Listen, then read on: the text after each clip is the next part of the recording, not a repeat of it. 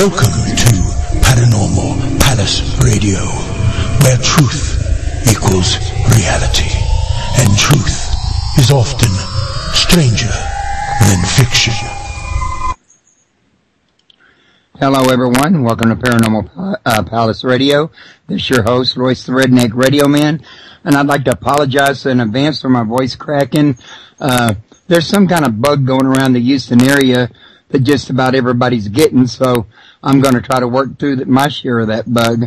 But joining me today for part 3 of Ancient Mysteries Month is John Micheal Greer, who's been rather a prolific writer on this, as well as many other topics about Druidism and the Golden Dawn system, Earth worship, Mother Gaia.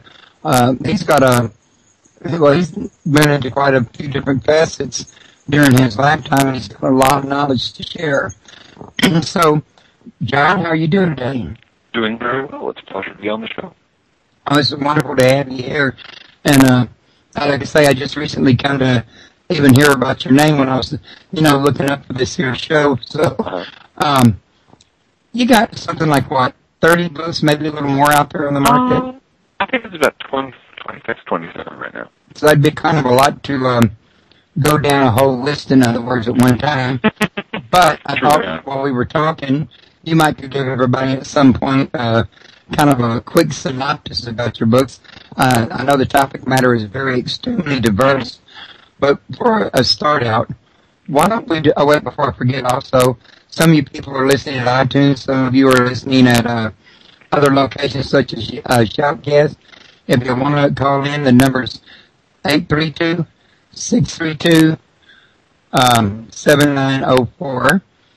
It's either 832-632 or 632-832. I don't have it right in front of me. I'll try to get it in a minute. I kind of goofed on that one, but I'm pretty sure it's 632-832-7904. And also, let me give you his website real quick. And it's that's the wrong one. Okay, here we are, www.aoda.org.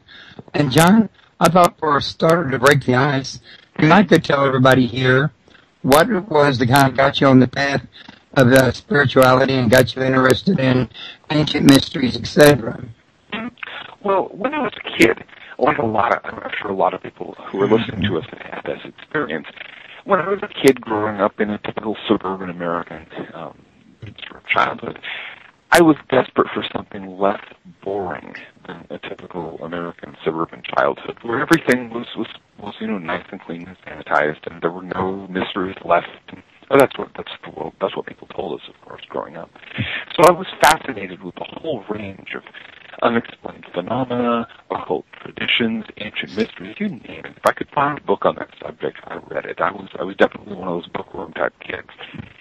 But some people grow out of that, and some of us don't. And right. I found, as things went on, that I having gone from reading an enormous number of books on that, I ended up writing books on the same kinds of subjects. And it just kind of went from there. I got you. Now, from reading your bio, I got the impression that you kind of had an advantage over most folks in as much as you didn't grow up in a family with a strong religious background that would actually discourage this kind of study. Yeah, well, my family wasn't so much atheist or agnostic as just apathetic. Religion just didn't matter to them. And I was very interested in religious subjects, but I didn't have, one particular version being presented as the one and only true way. So yeah, that definitely left things open to exploration. Okay, now, did I say that earlier about Earth worship, Gaia worship? You did indeed mention that. I mean, was I correct that this is part of what your interest is? Well, to some extent. Where I ended up in the course of a long and kind of confusing spiritual journey was in the modern Druid tradition. And Druidry is definitely nature spirituality. It's based on the reverence for nature, reverence for the earth. Some people express that by thinking of the earth as a goddess, as Gaia, or this kind of stuff. Some people have other ways of talking about it. I've even met a certain number of Christian Druids who think of the earth as, the creation, the divine manifestation of Christ, if you will. And it's fine. It all kind of works. to get really rigidly stuck on any one set of definitions there, because we're human beings, we're finite. We don't have direct access to the truth. And most of the time people get really stuck on this idea that, I've got the only truth and everyone disagrees with me. They're basically feeding their egos. They're not actually dealing with anything spiritual. They're just feeding their egos, and that doesn't seem healthy to me. And it leads to a lot of verbal war, when you get into groups who have their own little pet belief. Mm-hmm. Oh, yeah. But real quick, like everybody, that number was 832-632-7904, and I put it in the chat room. And if any of y'all are interested in checking out his books, I've got a big slideshow on underneath his picture in his bio that will it'll show us book covers, and you can click on any one of them, and it'll take you to Amazon. I'm not sure, but I think it'll open you up in another window. And I'm going to put his URL in the chat room as well, so that it'll be easier for you people while you're chatting. And remember, you can ask questions in the chat room. Now, you haven't just studied spirituality, though. You've also studied secret societies, and you've also studied ancient mysteries. I think you got one book out about the gods, don't you? Oh, yeah. That was kind of an odd one. The title is A World Full of Gods. And what happened there, in the course of my studying the Druid tradition, I got interested in the fact that a lot of the old religions tend to have more than one god. A lot of them have many, many, many gods, thousands or even millions of gods. And it really interested me to think, okay, how does this work? And I went to the library, of course, being the bookworm type that I am, and picked up some books on philosophy of religion and things like that, and said, okay, so I can look up polytheism. None of them mentioned it. They all talked as though the only options were one god or no gods. So you can either be a monotheist or an atheist. So, what about the other options? There are how many million Hindus who believe in, umpty billion gods? There are all these other religions that have multiple gods. I was really rather puzzled by the way that the whole idea of multiple deities got kind of ghettoized in modern intellectual cultures. So, what ended up happening is that I ended up writing a book on the subject. Well, me and Paul Von Ward and Lloyd Pye and several others share the opinion that these ancient gods of different cultures were actually extraterrestrials that were being credited as being God. And some of us believe that there was an ultimate creator that was above us and these gods. For example, some do not share that view, and I was just curious, where was your view on that? Well, the thing that I would point out is that all we've got are theories, and the extraterrestrial theory is certainly one theory. The thing that I note, though, is that a lot of people who are religious people in polytheist cultures, whether in Hinduism, in Shinto, which is the traditional religion of Japan, in these many other religions that have multiple gods, they're still they're having religious experiences. They're having experiences, contact with these gods. So if they're extraterrestrials, they're still here. Right. And on the other hand, maybe they're gods.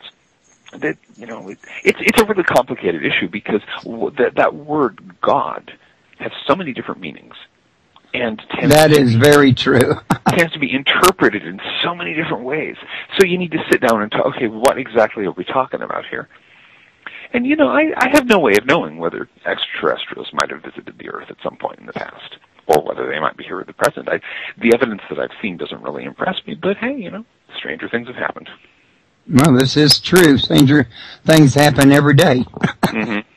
But so I'm taking it from listening to you that you studied the part about the gods and ancient mysteries, but your main interest was, say, from a spiritual point of view more than anything else? Primarily, when it comes to dealing with gods and things like that, it seems to me that the basic theory of religion, if I can boil things down, is that interacting with one or more gods is good for people.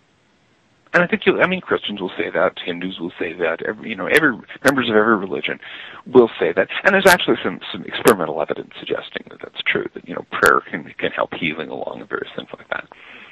So my interest here and now, I mean, I have a certain amount of curiosity about what might have happened 1,000 years ago. But my interest here and now is, okay, if gods are a reality, if there are actually these superhuman, non-incorporeal beings with whom we can interact, okay, how do we do that? What are the ways that that works? How can we avoid some of the obvious problems that some religions have, like, bigotry and launching crusades and holy words at each other and things like that? Little problems of that sort. And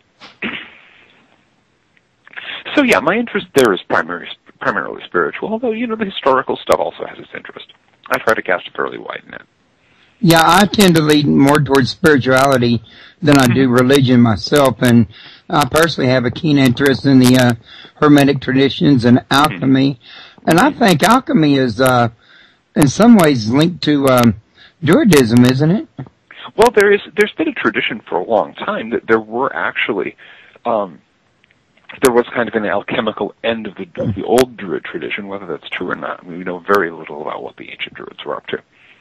Certainly since the Druid revival, since the revival of the Druid tradition in the 18th century, there's been an alchemical dimension to it. There were a lot of people who were involved in getting Druidry back on its feet again in the 18th and 19th centuries, who were into alchemy, and who studied alchemy quite a bit, especially alchemy, the plant alchemy, spagyrics and things like that, where you're working with herbs rather than with metals and minerals.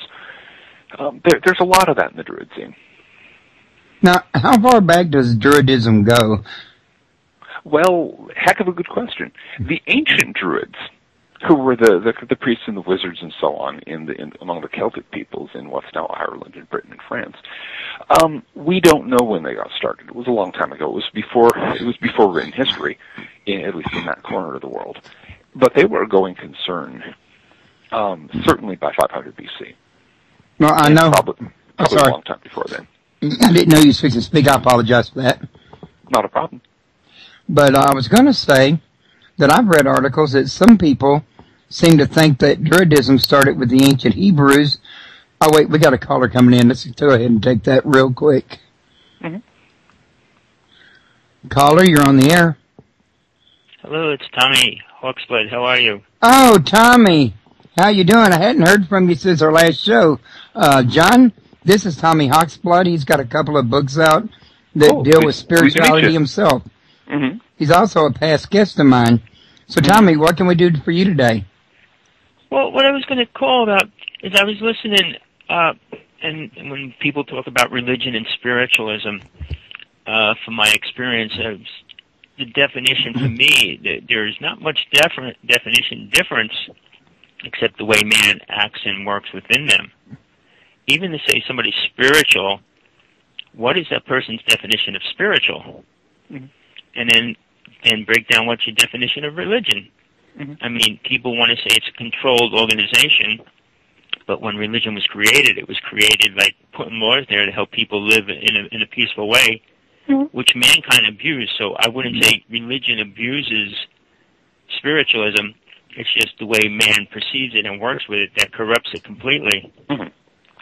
Well, I would say that the difference is that spirituality is personal. And when it becomes institutionalized, when it becomes an organized thing as religion, that doesn't make religion bad. Mm-hmm. There are organized religions and there are organized religious groups that have done a lot of good in the world. I think of the Quakers, for example. But, there are certain pathologies that can set in once you get an organized institution in place. You've got some money, you've got some options for political power. And, yeah, human beings put in that kind of situation, you tend to get some predictable messes. In the same way, when it's purely individual, when it's purely somebody's individual spirituality, that can go wonky in various ways, just because, again, people are people, and people do strange things sometimes. Well, I consider myself incredibly lucky for experiences, and I mean, I studied 12 religions, then I started studying different paths, and I had the gift to leave my body, to experience aliens, to experience the gods, and or deities and alien beings. For me, when people say there's a difference between God and aliens and deities, to me, by what I have been shown, have experienced, there is one God. There are what people call gods in the lower realms, the deities that play with us and use us, and even the beings that brought us here. I mean, to a race that's being overpowered by a superior race, they consume the idea that they are a god. But from being in Atlantis even, there was no gods. I mean, there was 9 races, and they were all spiritual. But some a little more than others, and the ones that were more spiritual left this realm, and then the ones that weren't stayed. And that's why we have 4 races that are here right now. And then we got... And I dealt with UFOs and aliens and that whole aspect, too. Abductions and things. So people, whether they want to believe that or not, yes, it's individual, but I have seen over 1,000 ships. I've been very close to some ships. And for people to say, well, it's a belief, I shot thousands of photographs of ships. So when people say, well, it's a belief to you because you didn't experience it, the same as when you experience it. That's actually a very good definition. Yeah, that's a very good definition of belief. It's trusting in someone else's experience rather than your own. But yeah, okay. See, what bothers me now, all these people writing books and talking, and they didn't even have experience, and they're writing about other people's books like their experience is real. And to me, God is only experience between you and itself. And if you don't experience that, you don't understand God. And because people's simple experience or complex experience, whatever it is only that which they have. And I was just going to ask you, do you have a lot of experience outside of your physical body? Some people are talented with have the talent for going out of their body. Some people don't. I have a very hard time doing out-of-body work. I can do it, but I'm not good at it. There are other modes of experience, other ways of experiencing the spiritual realms that are easier for me, and that I put most of my work into. And so that's generally what I do. When I was in training in the Golden Dawn tradition back in the day, there was a lot of stress on doing the out-of-body work, and so I got to the point of being able to do it. But I would certainly agree with you that you've got to have it's what the old Gnostics used to teach. You've got to have that knowledge, that direct encounter with the spiritual realm, or you're just talking about someone else's, your mouth in someone else's words. Well, here's something that I learned. I mean, spending 25 years leaving my body and experiencing the deities and the gods and stuff like that, it was incredible. But I came across this little guy. I call him my little shaman. I was working for the phone company. I went in. This is a store. It was like a crystal store. And I was working on his phones. And we started talking. And he said to me, well, if you leave your body and you're out of it all the time, why do you come back? And I had to contemplate that. And then I realized, I said, once you learn something's real, you have to come back to what the purpose of even learning that is for. And I realized I'm in the physical body now. And it's time to stay in the physical body and to be active within it. I mean, not like some people go into the mountains for 40 years and hide out from reality. Yeah. So no, we're definitely in these bodies for a reason. It's not just some kind of accident. We're here for a purpose, and the question is figuring out what that purpose is and trying to do something with it. Well, I'm glad I got in and got to talk to you. To me, I'm just starting my 4th book. I decided I wasn't going to write, and then after listening to a whole bunch of stuff yesterday, I said, well, I got to do one more book. Well, excellent. Okay, cool. What's the new one going to be about? Well, basically, it's going to be Beyond Truth. Because everybody's conception, and I said truth is real, and just how much a person wants to accept it or believe it. I mean, even the 10 Commandments, I mean, whether you want to believe whoever brought them doesn't matter. But if we lived by them, the world would be a beautiful place. No argument there. I mean, when people say, well, that's laws of old time. No, killing is still wrong. You can go 10 million years into the future. We don't need it. We don't need to be like that. And then what I'm really getting into now, which is more like what's happening to the world, is how sex and lack of morals is destroying the world, not the spiritualism. I mean, more people say we're more spiritual than we have ever been. I said, look at the amount of abuse and stuff that's going on now. It's not like it stopped, and not like it's eliminating. The only other thing, we have one of the guys. Did you see the movie Thrive? No, I haven't seen that one yet. Well, it's online. You can actually watch it if you pay a couple $, but they're really pushing it.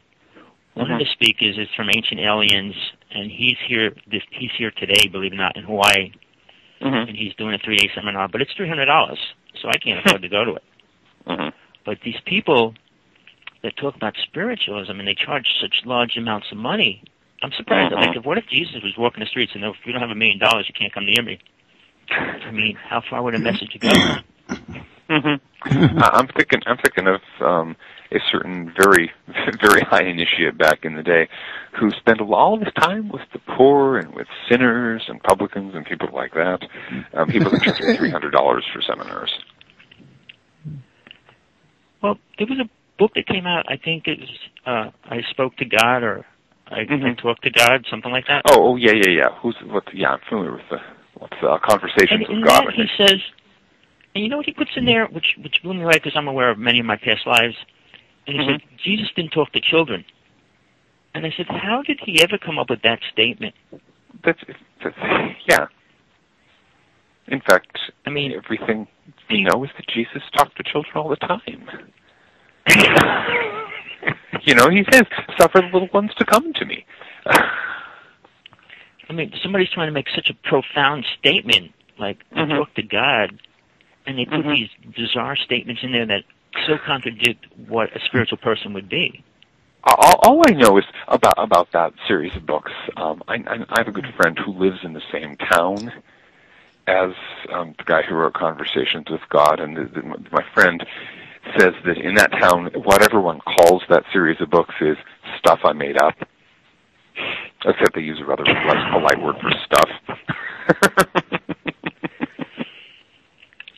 Well, like I said, I'm pretty lucky, gifted in a lot of ways, not physically, not money-wise, but that's trivial stuff to me anyway. But as far as experiences, becoming aware of most of my lives, and from Atlantis all the way up to Jesus, to being native, I mean, all of them. But when people say, well, that's all useless information, I said, why do you think you had it if it's useless?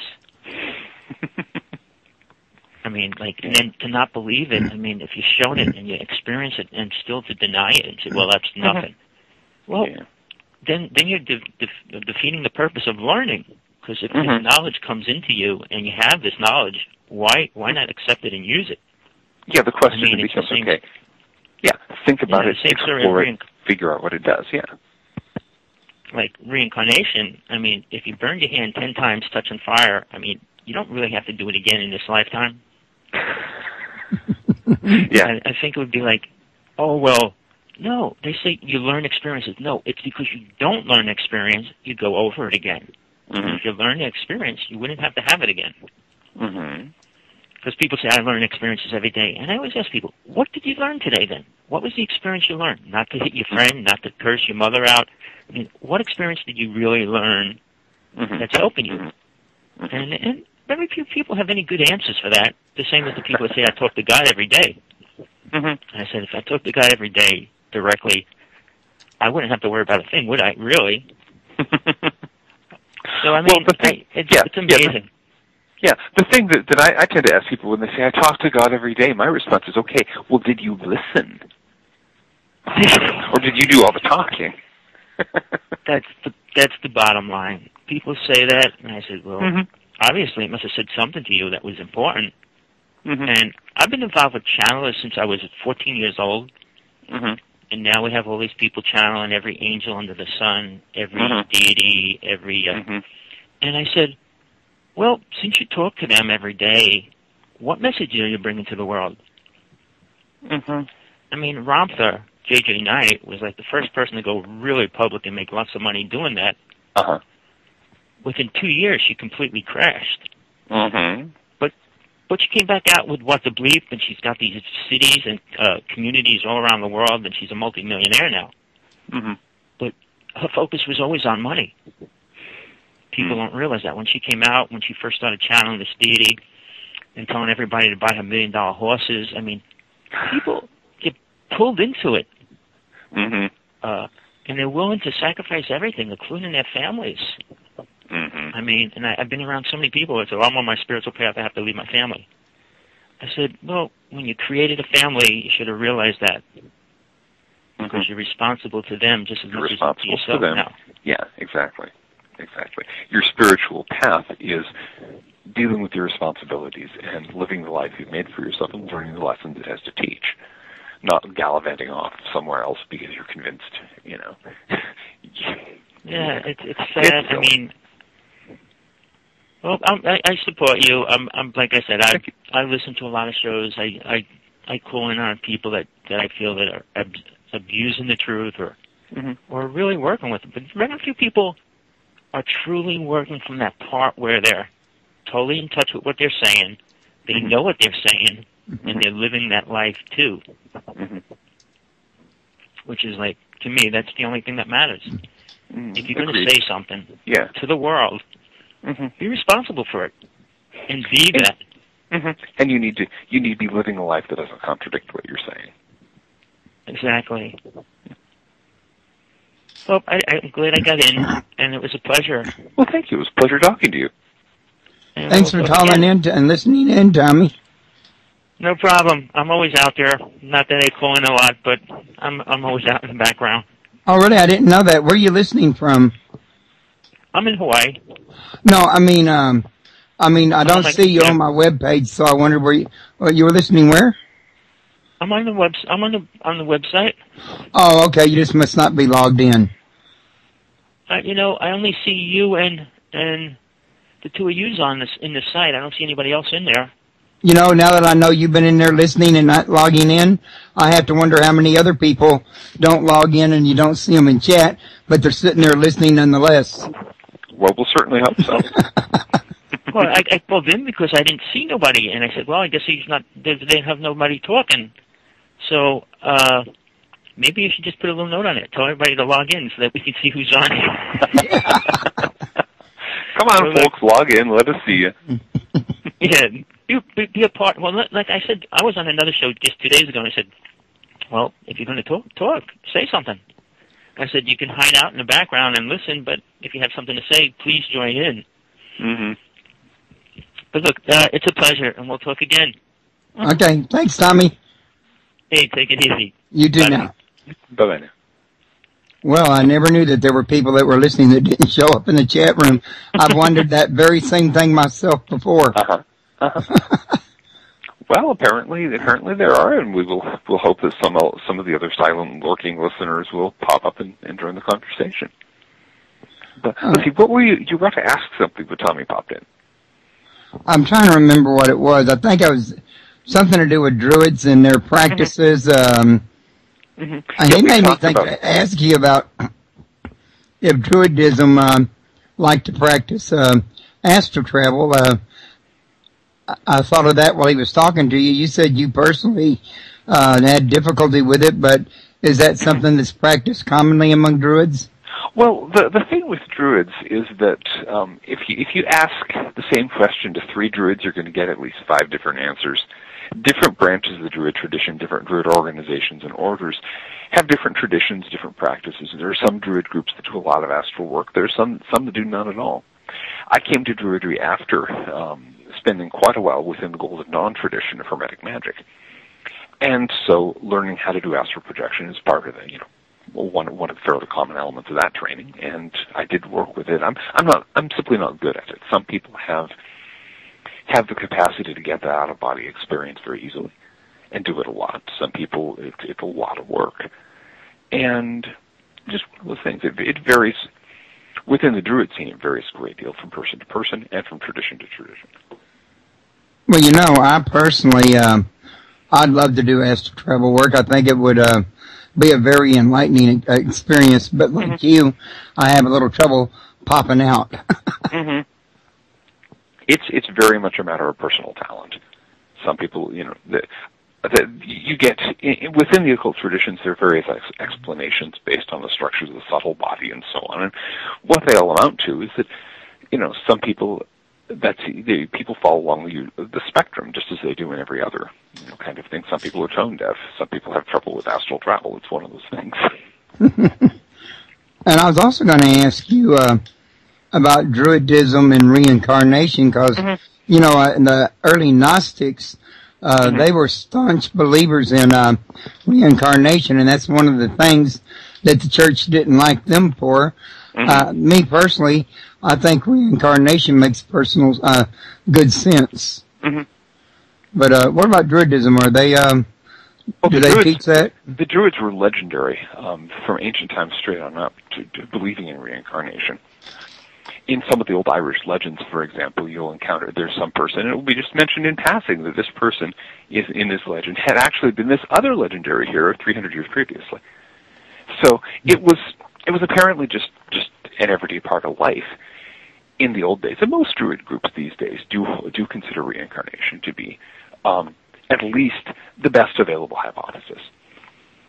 Right, and I would tend to agree with that. It makes a lot of sense, and in fact, it's even alluded to in the Bible. Even though most of the references were removed, they didn't do exactly a perfect job.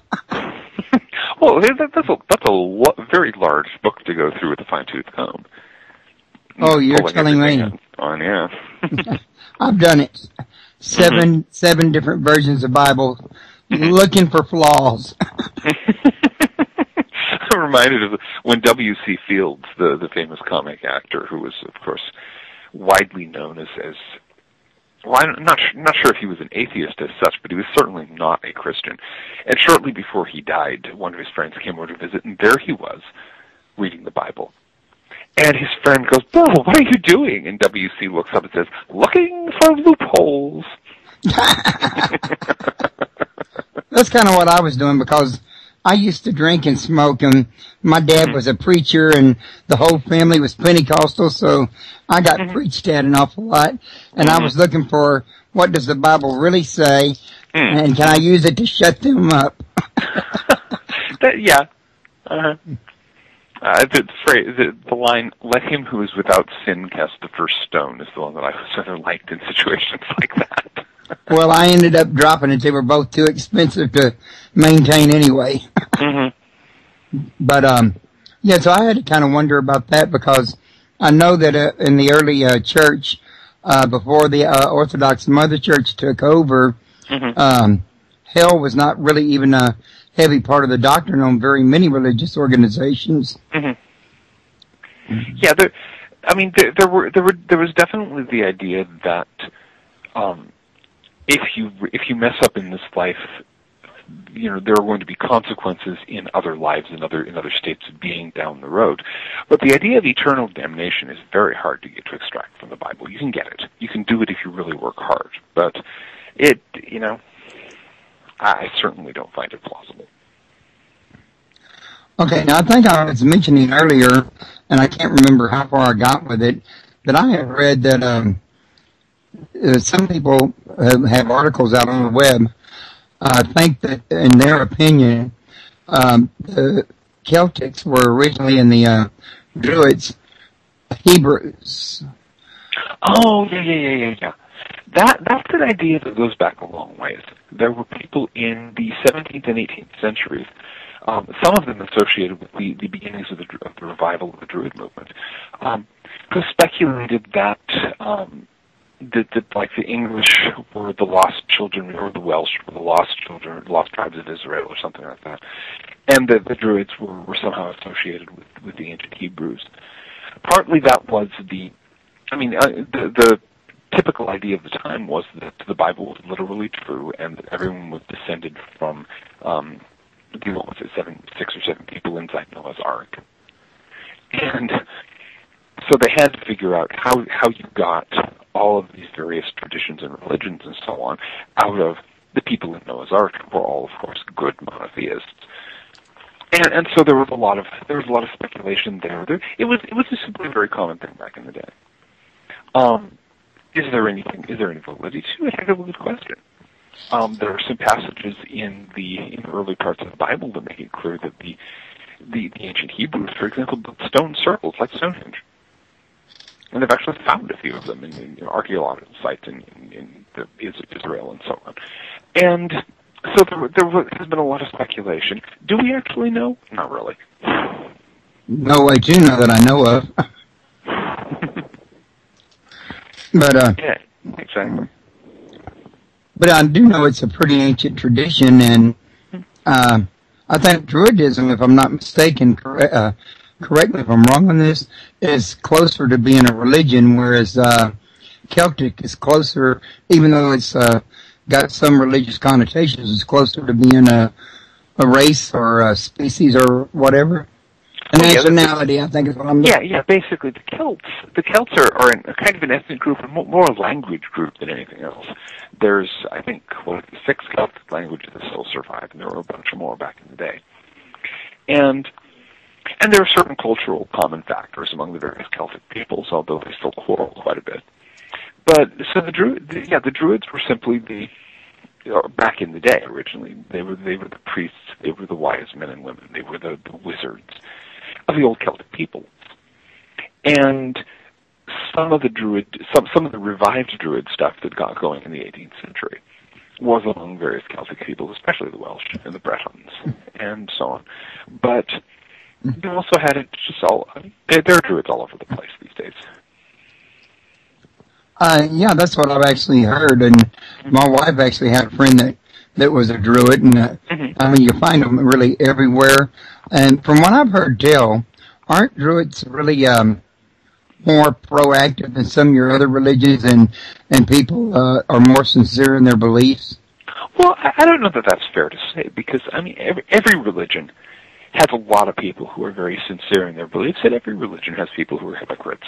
And it's as true in Druids as anywhere else. I would love to say that we've got some kind of corner on the market of religious sincerity, but I'm sorry to say I know Druids who are, really, they're in it for whatever reason, for feeding their ego in one way or the other.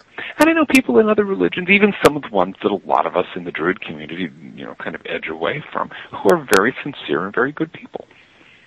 So I think it's pretty widespread. So her view was probably kind of naive, maybe based on a particular group she was in that probably was a little more sincere. Yeah, she might have simply been lucky and run with a couple with some really sincere and devout Druids.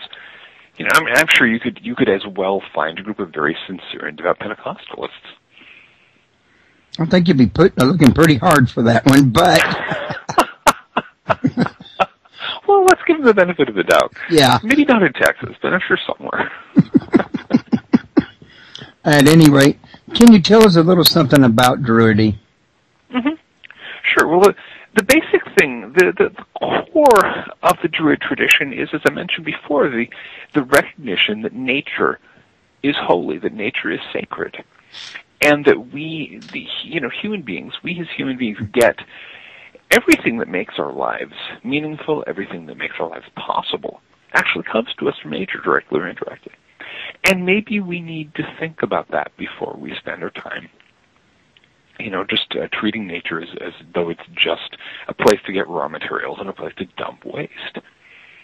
And so that there's a lot of that. We've got ceremonies for the seasons and all this kind of stuff. Being a Druid means you get your presents 4 days early because we celebrate the winter solstice on December 21st. So, but it's in some ways it's like many other religions. It's got its traditions, it's got its ceremonies, and its rituals and its practices and its customs.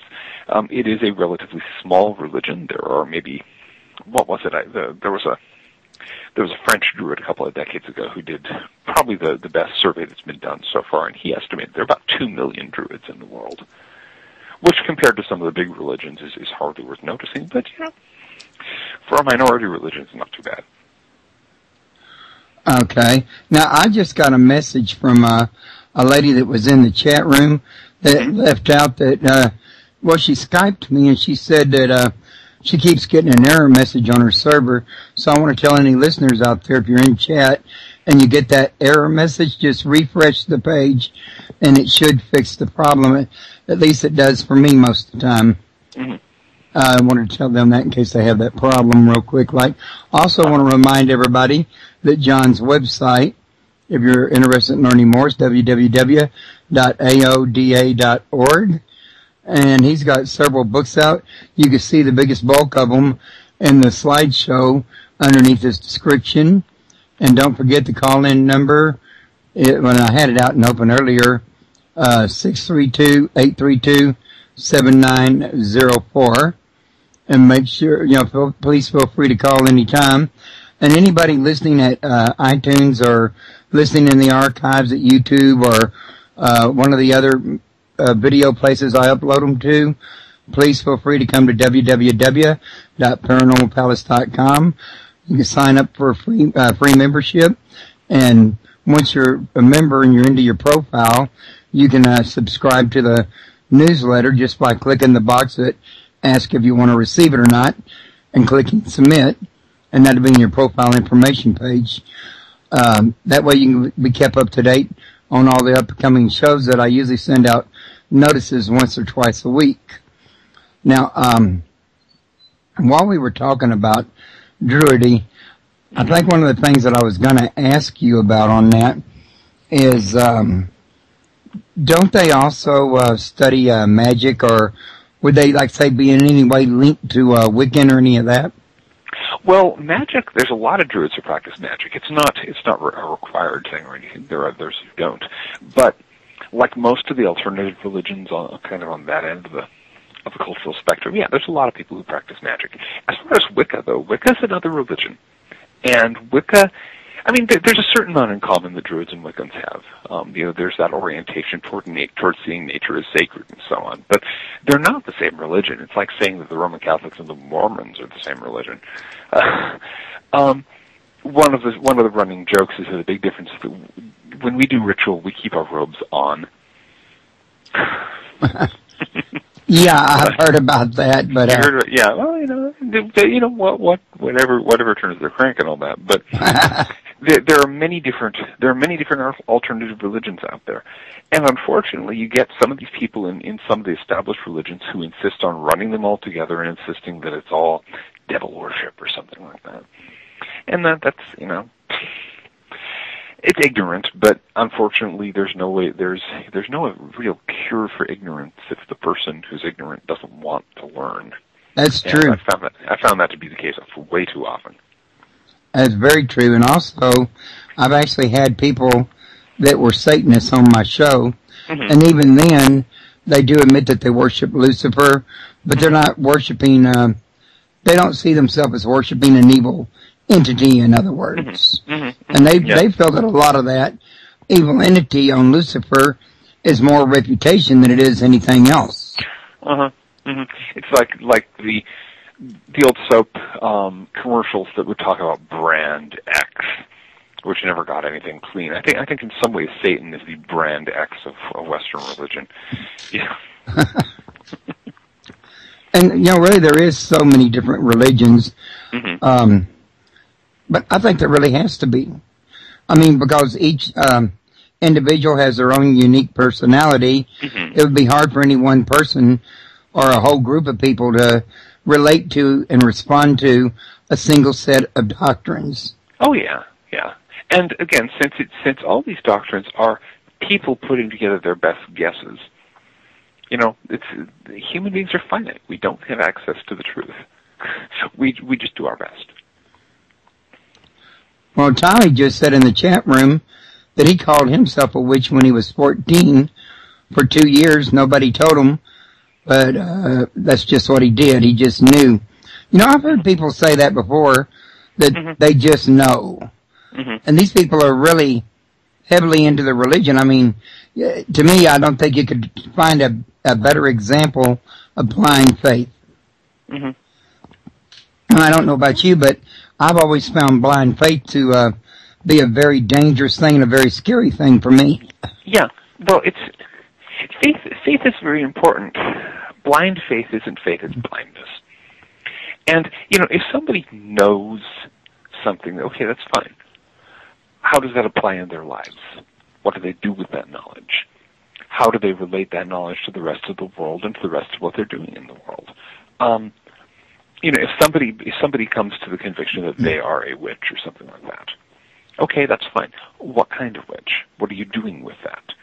What are you learning? What are you practicing?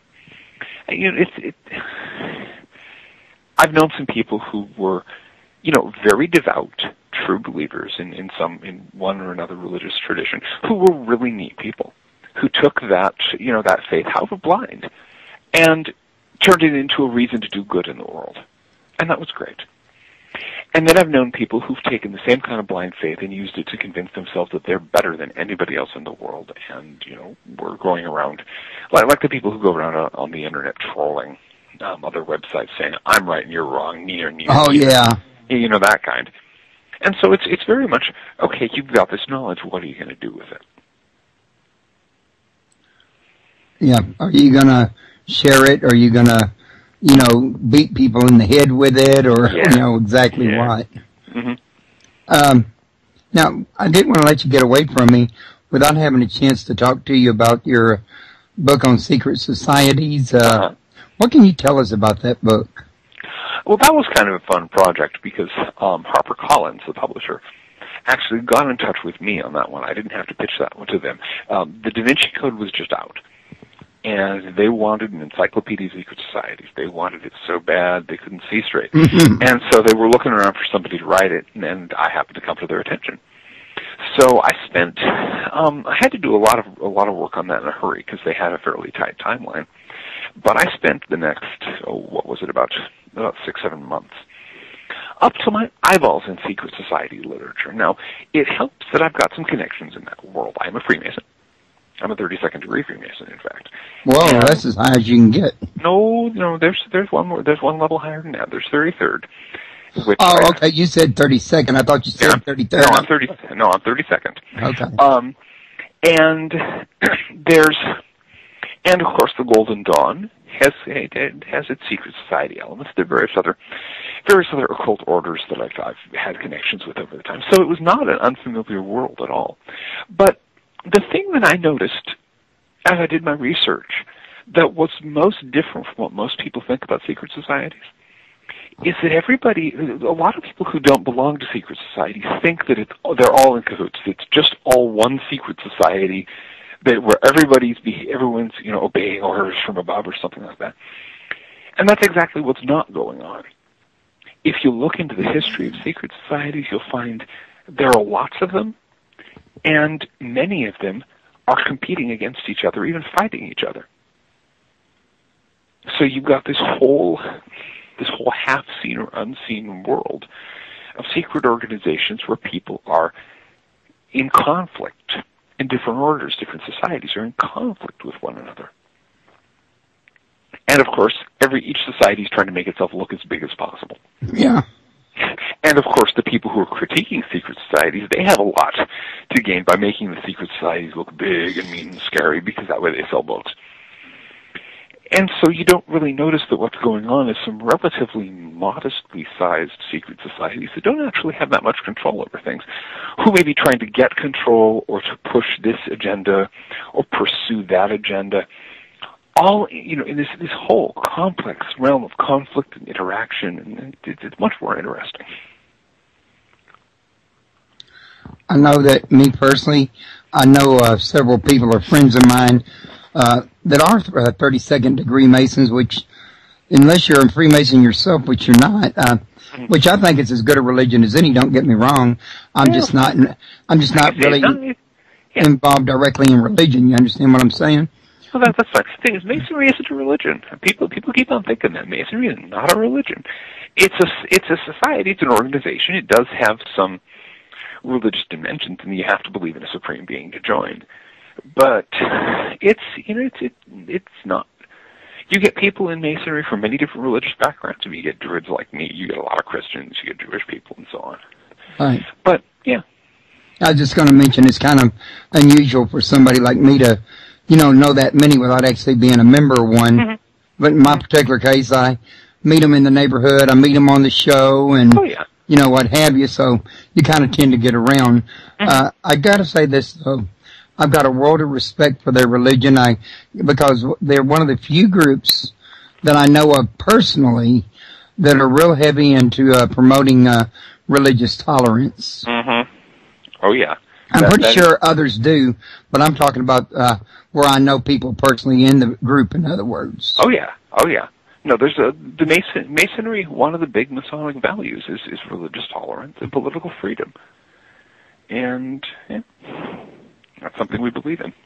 Well, I think if everybody was more apt into getting into values like that, seeking the kingdom of heaven within, a lot of other things of that nature, well, we'd have a lot more peaceful world than we got now.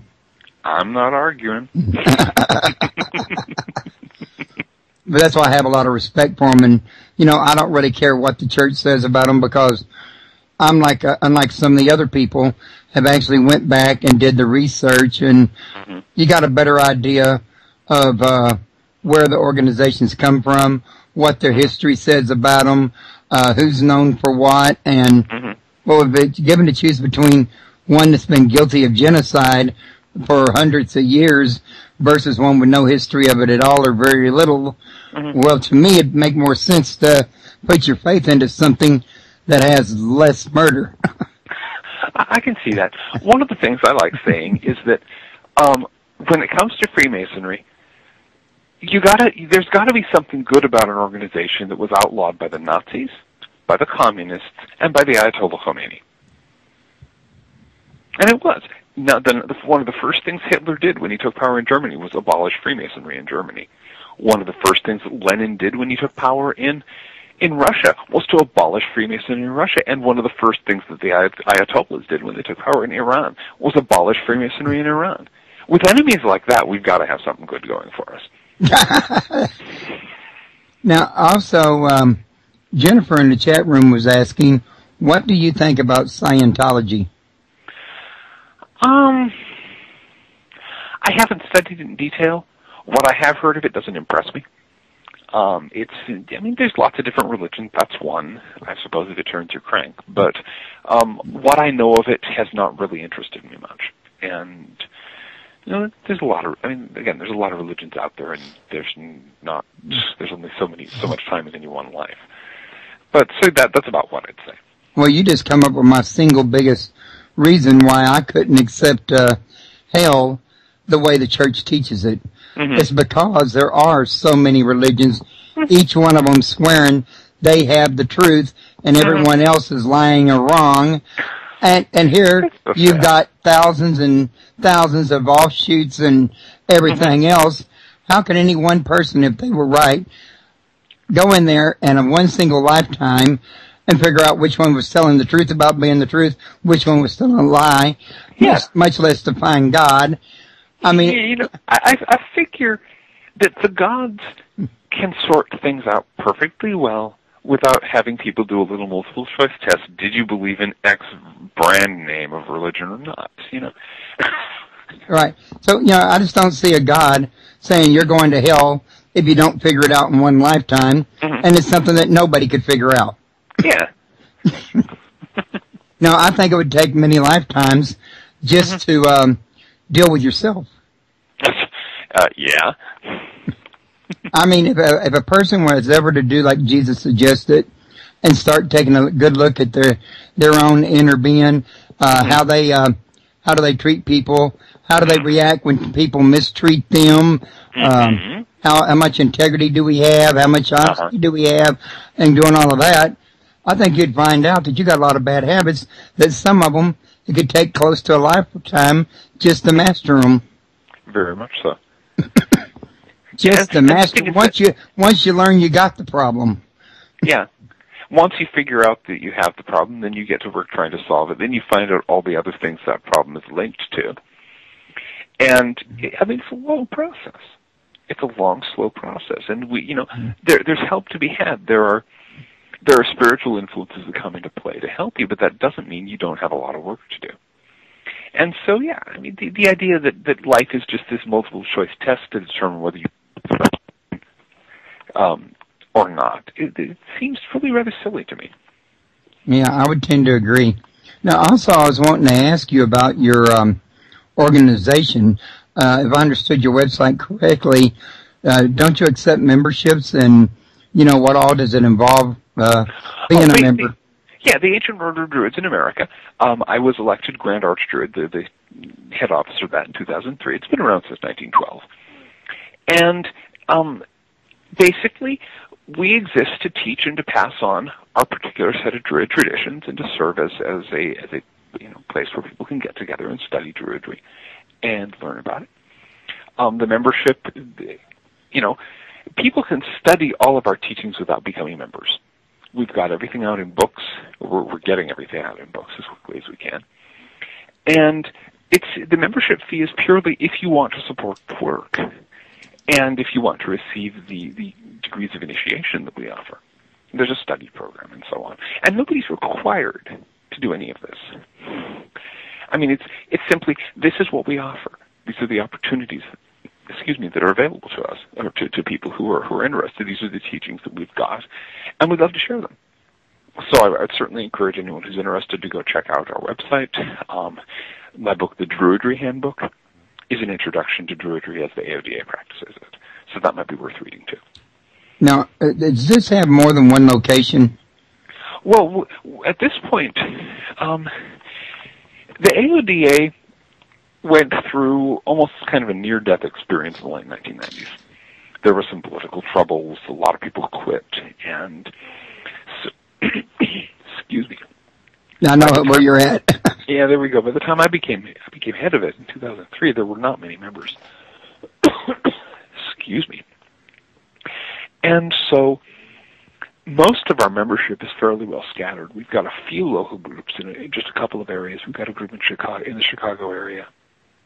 We've got a group in Western Massachusetts and a few other places. Mostly it's individual people studying on their own, interacting with each other by way of our email list and things like that. Eventually we want to get to the point of having a lot of local groups again, but that's still a little ways away. Right, I got you. But a lot of what you do online is, do you have a forum where y'all meet at in the forum and have these discussions or something like that? Yeah, we have an email list where we do a lot of this discussion. All righty. That email list, would that be like a Yahoo group? Yeah, basically, if people are interested, they can go to the website, www.aoda.org, go to the contact page, and there's instructions for getting onto the email list. It is moderated, and there are some specific rules that people need to follow, because you know how email lists are. You have to kind of ride herd on them to keep people from yelling at each other all the time. Right. I mean, because a lot of people will go into these groups, especially Yahoo. I've been in Yahoo groups for over 10 years now, various ones myself, well more than enough to see that people don't know how to, or if they do know, they don't act like they know how to come in there and disagree without flaming somebody. Exactly. So we don't permit flaming. And we have a specific code of conduct we expect people to follow. People who will sign up for the list, they get an email explaining these are the house rules, and if you're not willing to follow these, there's the door. It really is that simple. But we've had to do that simply because there are so many people who like to do the flaming and like to come charging into someplace, showing off their ego. So. Now, also, we got a question in the chat room. How do you feel about Martin Luther King? How do I personally feel about Martin Luther King? I that's all they put in there. It doesn't give no specifics. That's kind of puzzling. I think he was a great man. I obviously never met the guy, but I think he was a great man. And beyond that, I don't really have any strong opinions. I know that he's the one that originally founded the Protestant movement, and this is one of my things about the church. And I mean, it sounds like I'm bashing the church here. I don't know another way to explain it without it sounding like it. The church, the early church, the Catholic Church, is a pretty well documented fact that it's had a sordid history, genocide, torture, a lot of things, taking stuff out of the Bible, adding to the Bible, etc., etc. Now, a lot of people in today's church would give you the argument about, well, yes, that's why we left and the Protestant movement was founded. We are now the right organization, which, of course, it's got many different branches.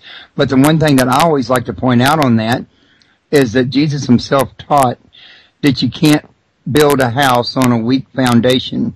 Mm-hmm. In other words, if a Protestant movement builds on a weak foundation of a corrupt church, then it's not going to be as good, the right church you think it's going to be. For one thing, your very doctrine you got from the first church, you don't know if it's really God's doctrine or not. Mm-hmm. So, wow. That's what I think about it. Mm-hmm. I don't know what you do now.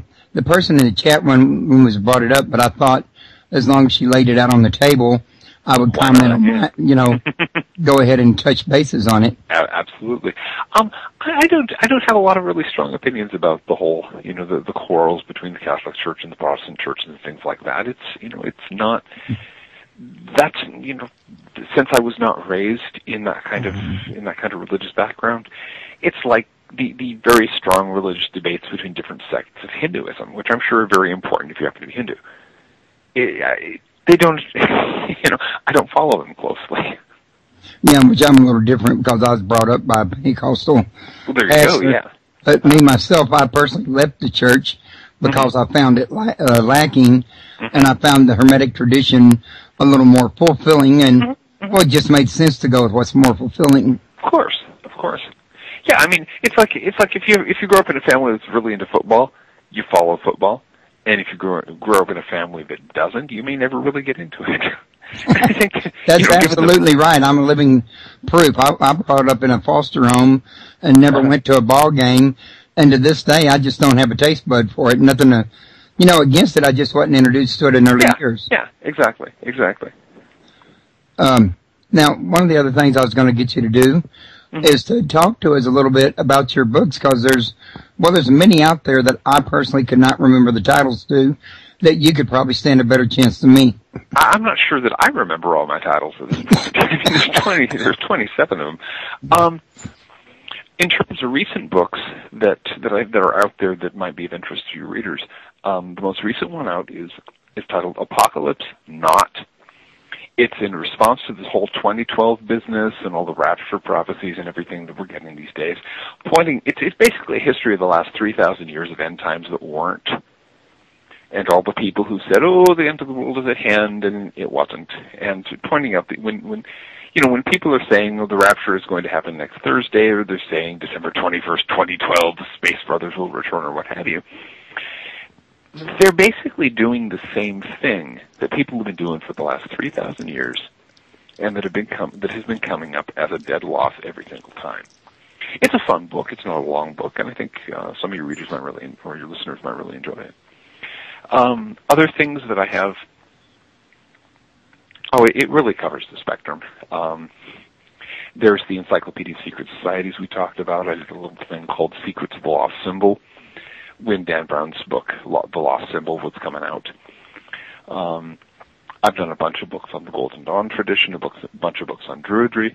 Recently, I've done several books on peak oil and what's happening with the future of industrial society now that our oil reserves are running dry, and a whole bunch of other stuff.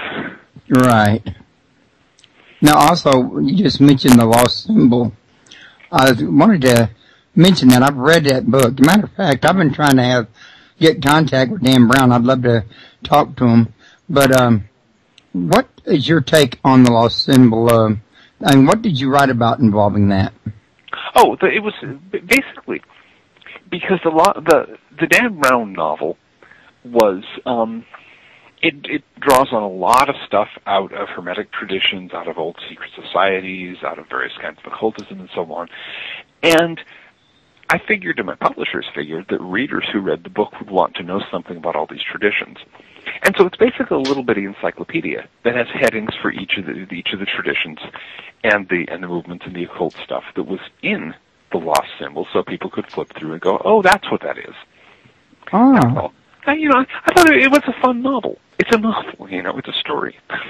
Well, yeah, but it also helps give the reader of Dan Brown's Lost Symbol an entire new depth, because now they know something of the history of the places he talks about. Mm-hmm. I don't know about you, but for me, when I'm reading a book, knowing a little something about a history of a place or an organization, it just kind of like puts me more firmly into the place being talked about.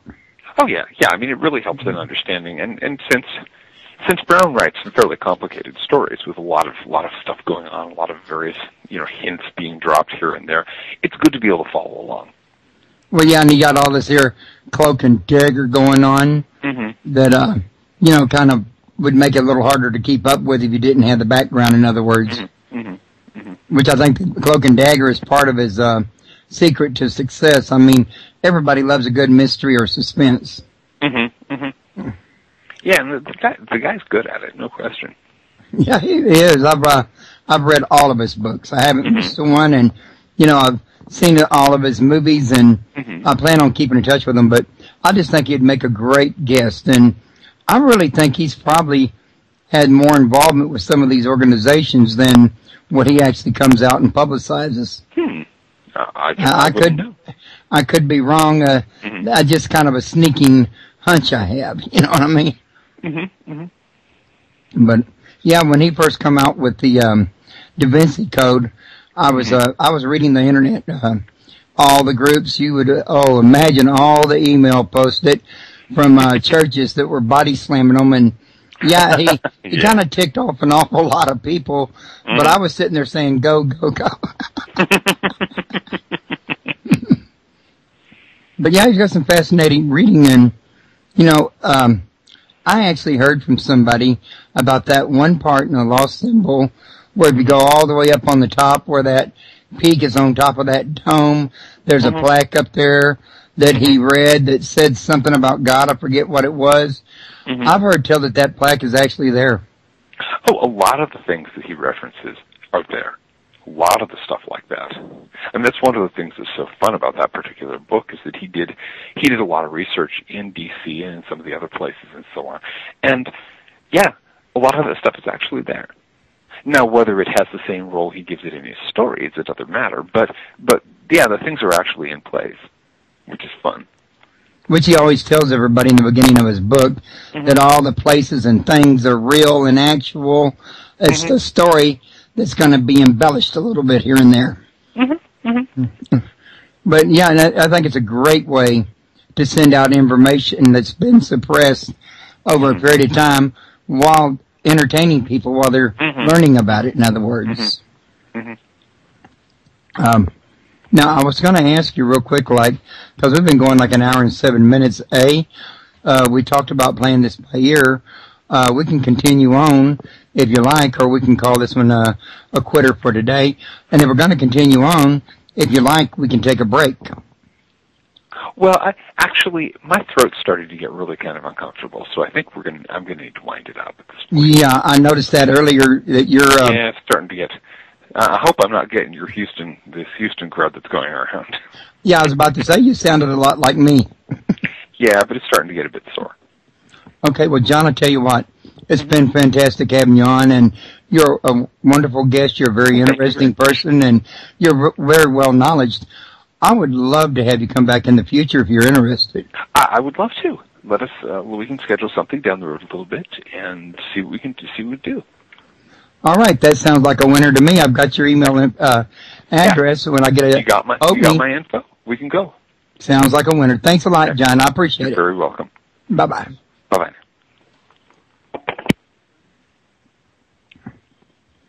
Okay, everybody. That was him cutting our conversation loose.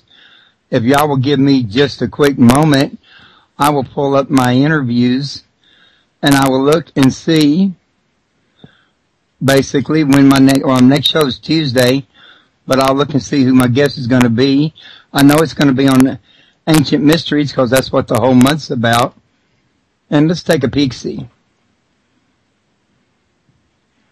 It's, it's going to be a real treat. We're going to talk about Ancient Mysteries, plus we're going to talk about Keep Out with Nick Redfern. Keep Out is his latest book, and he's also wrote a chapter in Lost Civilizations. So we're going to talk to him about both of those books and about other ancient mysteries. Nick's been a fantastic guest. I always enjoy having him. So I really recommend you guys stop by. And thanks very much for coming today. Y'all have a good day. Here, what was the kind of got you on the path of spirituality and got you interested in ancient mysteries, etc.? Well, when I was a kid, I'm sure a lot of people who are listening to us have had this experience.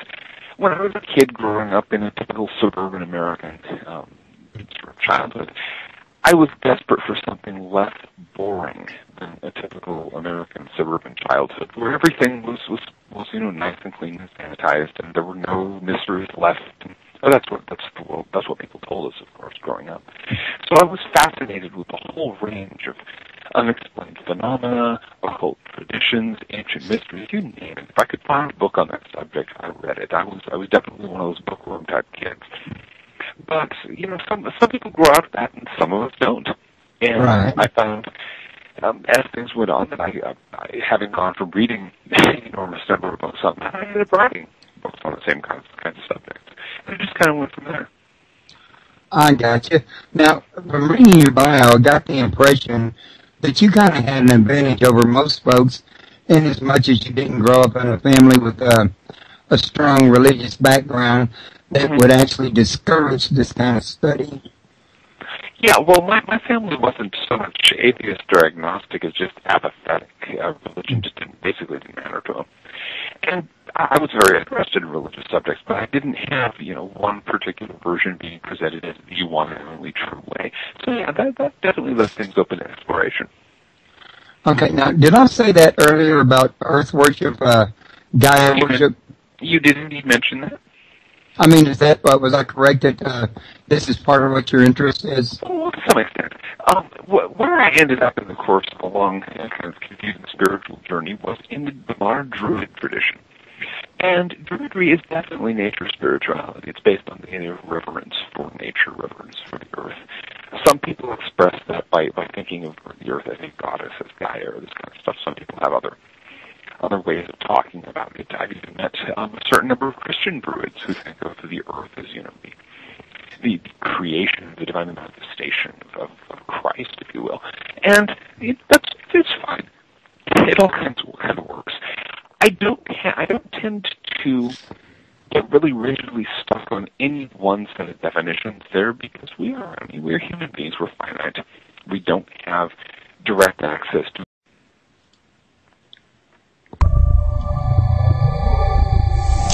Welcome to Paranormal Palace Radio, where truth equals reality, and truth is often stranger than fiction.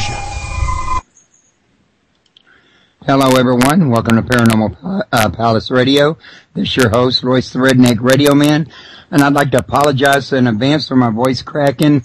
There's some kind of bug going around the Houston area that just about everybody's getting, so I'm going to try to work through my share of that bug. But joining me today for part 3 of Ancient Mysteries Month is John Micheal Greer, who's been rather a prolific writer on this, as well as many other topics about Druidism and the Golden Dawn system, Earth worship, Mother Gaia. He's been into quite a few different facets during his lifetime, and he's got a lot of knowledge to share. So, John, how are you doing today? Doing very well. It's a pleasure to be on the show. Oh, it's wonderful to have you here.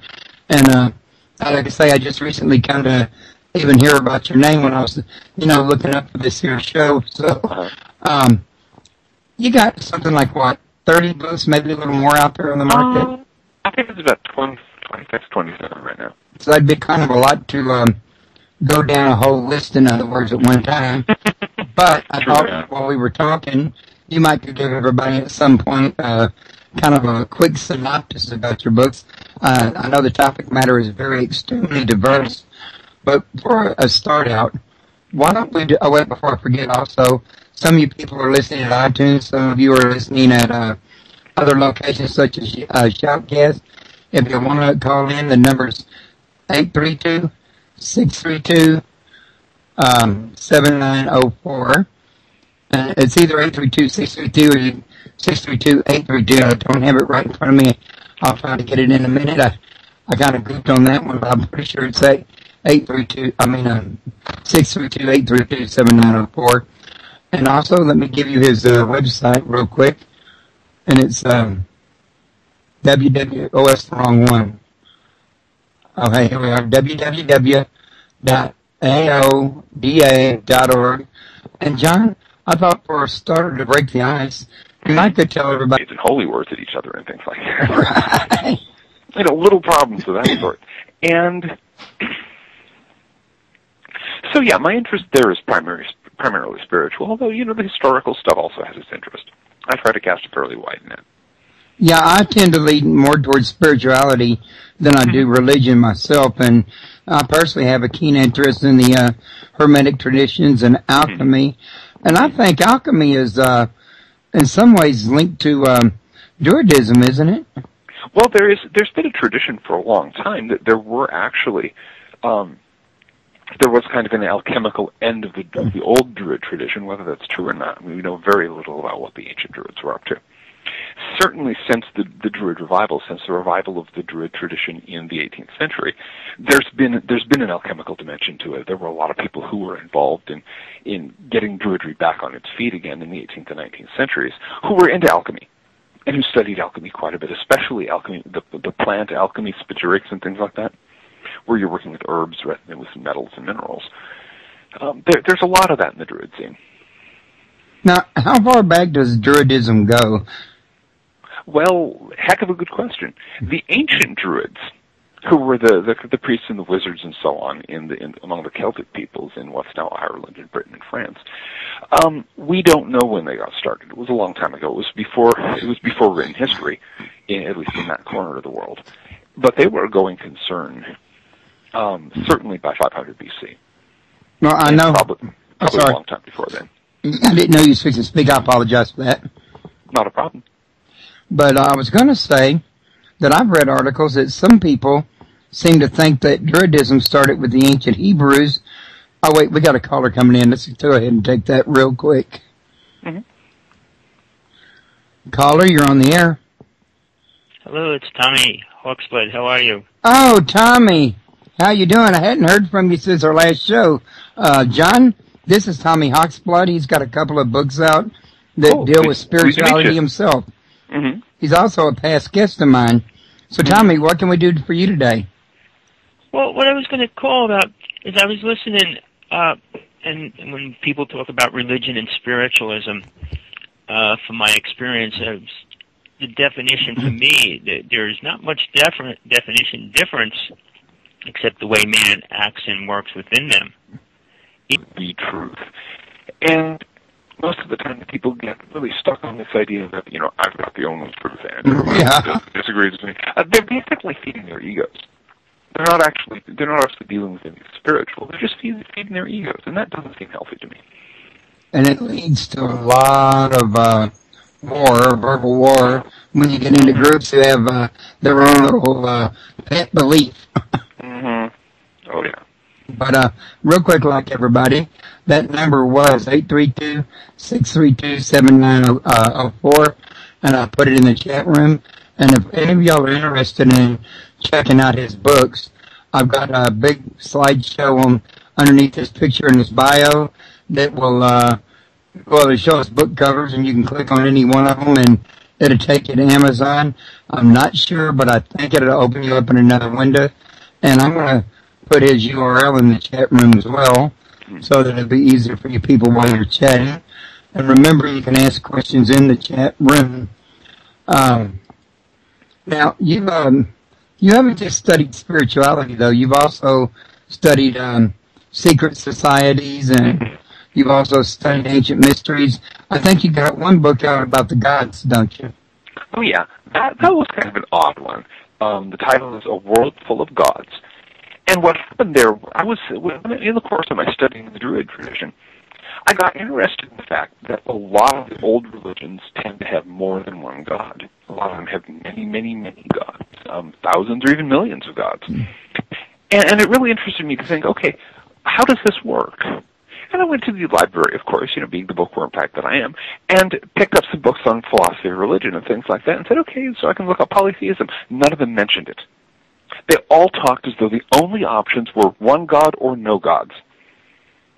So you can either be a monotheist or an atheist. So, what about the other options? There are how many million Hindus who believe in, umpty billion gods? There are all these other religions that have multiple gods. I was really rather puzzled by the way that the whole idea of multiple deities got kind of ghettoized in modern intellectual cultures. So, what ended up happening is that I ended up writing a book on the subject. Well, me and Paul Von Ward and Lloyd Pye and several others share the opinion that these ancient gods of different cultures were actually extraterrestrials that were being credited as being God. And some of us believe that there was an ultimate creator that was above us and these gods. For example, some do not share that view. And I was just curious, where was your view on that? Well, the thing that I would point out is that all we've got are theories, and the extraterrestrial theory is certainly one theory.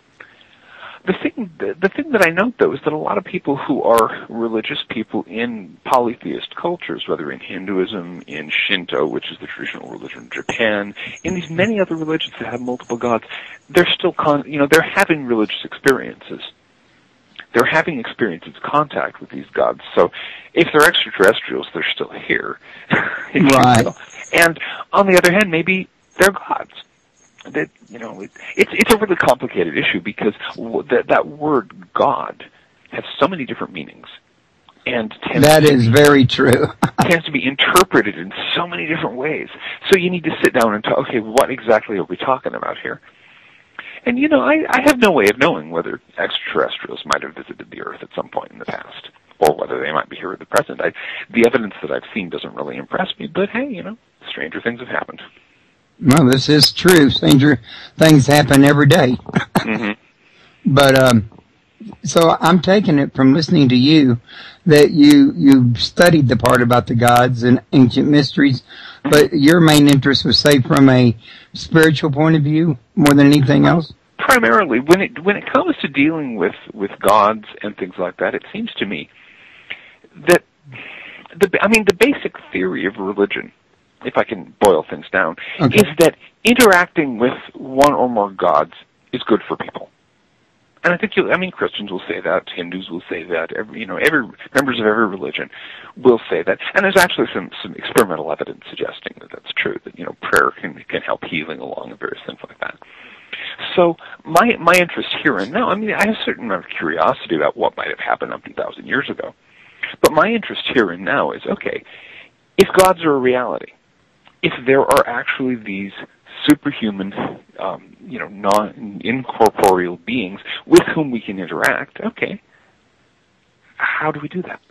What are the ways that works? How can we avoid some of the obvious problems that some religions have, like, bigotry and launching crusades?